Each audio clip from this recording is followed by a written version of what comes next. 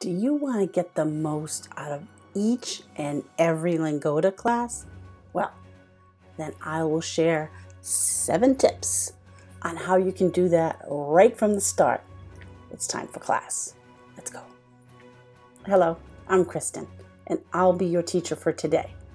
You are in the right place if you want to learn how to communicate in English better, online or in person, for business or everyday life.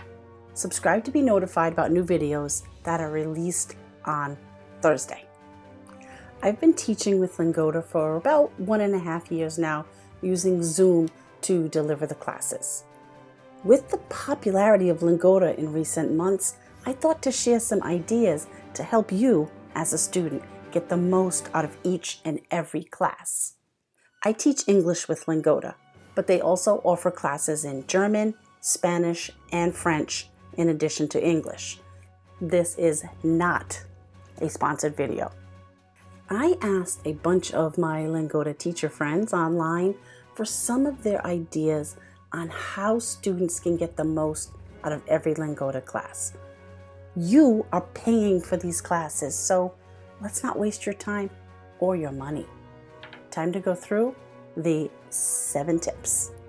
Number 1, review the class material for level and interest. Some classes are easier than others, while some are a bit more intense. Lingoda uses the CEFR, which is the Common European Framework of Reference for Languages, to assign you a language level.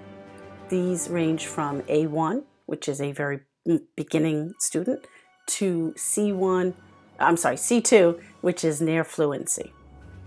While Lingoda allows you to choose your own classes once you become a student, it is not wise to jump too far ahead too quickly.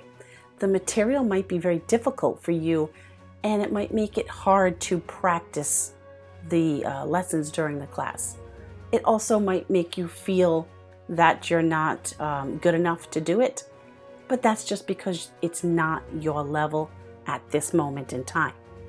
I find that also many students underestimate their level of ability and take classes that are way too easy for them.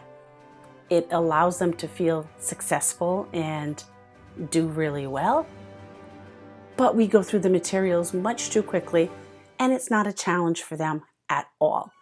It's boring sometimes, and it's just not the best way to do it.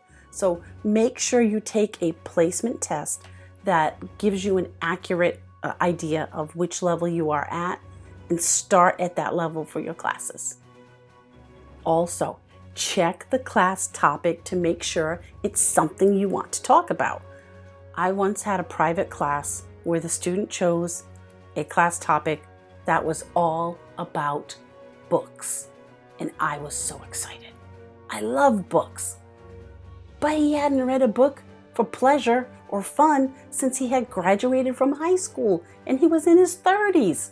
So that class was not going to go as planned, so I quickly pivoted the class to be about movies instead of books, which is not my favorite. I wanted the books. Number 2, prepare the class materials ahead of time. When you are prepared before the class, you can get an idea of how the class will progress. Teachers are allowed to add materials or skip parts of the lesson. They can be as creative as they want in getting the students to interact in the target language. There is a goal for each and every class. If you have a strong foundation of what the class is about, it will be much easier to follow along. Also, it's an excellent idea to write out any questions to ask the teacher. We love questions. Ask any of them. We love questions about the material, something connected to the class, a grammar point, anything. Ask the question. This proves to us you are thinking about the lesson and you want to be clear with that understanding of what we are trying to cover in this particular class. Number 3, wear headphones. Please. Your teacher and other students will thank you. In a group class, I've often experienced reverb, or that echoing sound of a student's voice.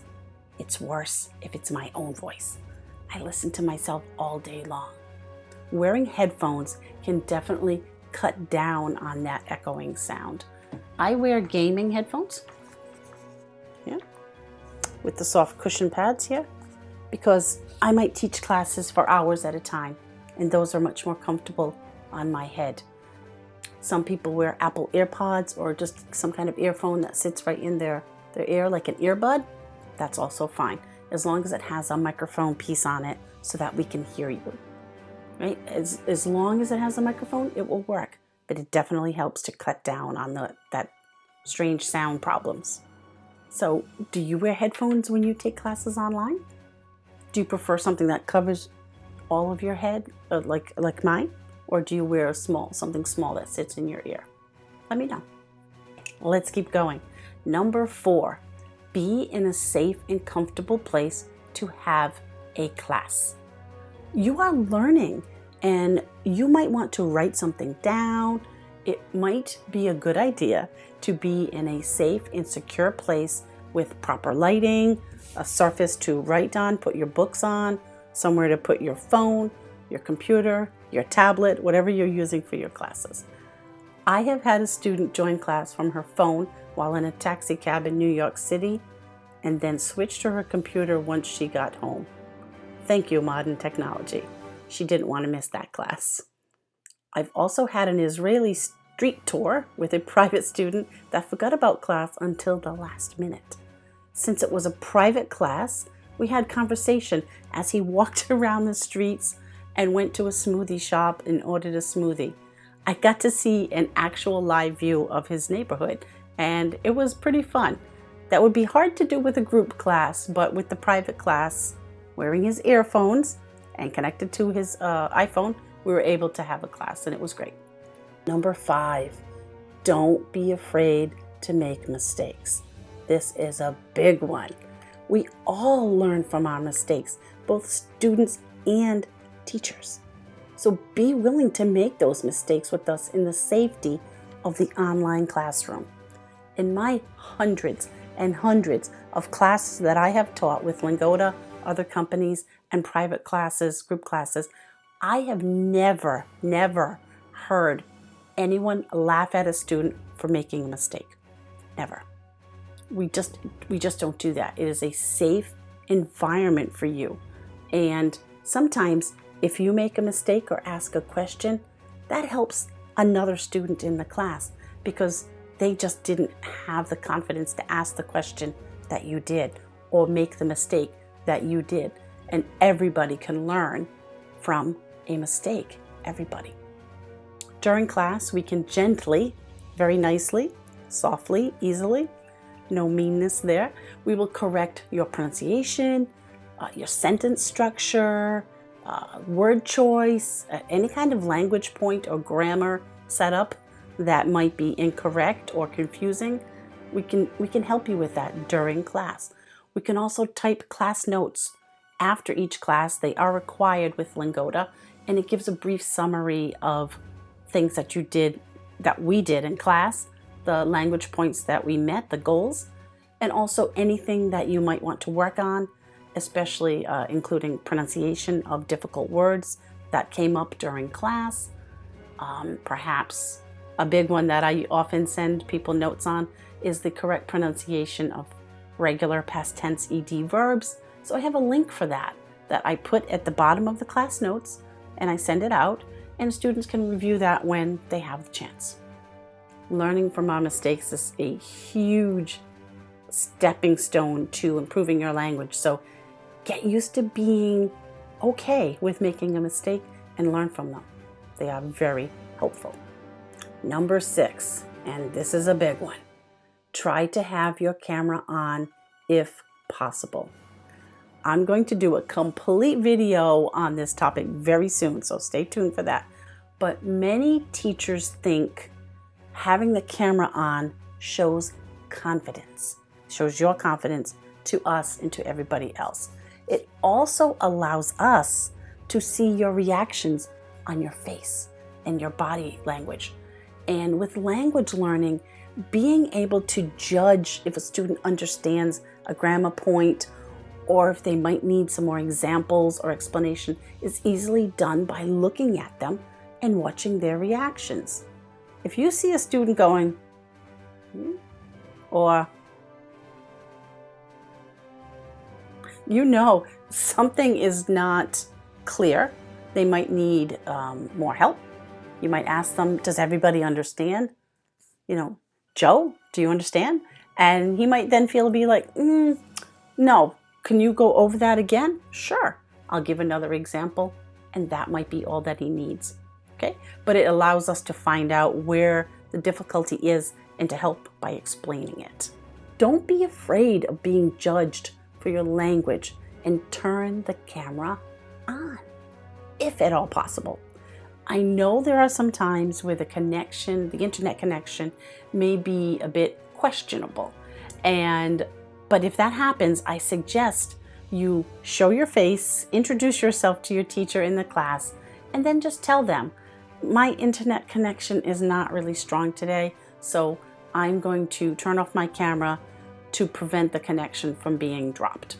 As a teacher, I will appreciate that very much. It lets me know you're there, you're thinking about everybody in the class, but you want to be in the class. So we see you, hello, and then turn your camera off so that you can keep the connection. But that, to me, is the only reason that you should have your camera off, is that your bandwidth or where you are, the signal's not strong enough for you. That's it, the only reason. Are you a camera on or a camera off kind of person? Let us know. And number 7, download and save the class materials. During the class, Lingoda teachers often add notes or write on the presentation in Zoom, and this information might be helpful in the future. If there are questions, we'll write the answer in there. If there's multiple choice, we'll put the letters of the choices. And sometimes we just type notes or we explain a sentence structure. There's many different things that automatically we just feel that needs to be seen. It's like writing on the blackboard. But when we do that, everything gets saved right in the Lingoda class. And the students at the end of the class can download the class materials. There's also plenty of resourceful details in those lessons. And sometimes it's just too much to remember or write down during class, especially if there's lots of phrases or vocabulary words, examples, things like that. You might want to go back later and use them as a reference. You're definitely allowed to do that with Lingoda classes. So use that resource, save those classes, look at it again, and if you're set, go ahead and delete it. If not, save it for future reference. If you'd like to watch my honest opinion of teaching for Lingoda, please check out this video here. If you found this video helpful and you also want to be notified when the next Lingoda video comes out, please subscribe and ding, hit the bell to be notified when that happens. Any questions are welcome. I love questions. It can be about grammar, literature, about this video, about Lingoda, about any other language point, as long as it's something connected to English language learning. I will try to answer every question. I do see everyone and I do interact with people, but if I know the answer, I will send it to you, I promise. Thank all of my Lingoda teacher contacts who shared their thoughts on what makes a great Lingoda class. Your input was priceless. You are what make Lingoda great, along with the amazing students. If you ever have me in class as your teacher, let me know. Never stop learning. Have a great day.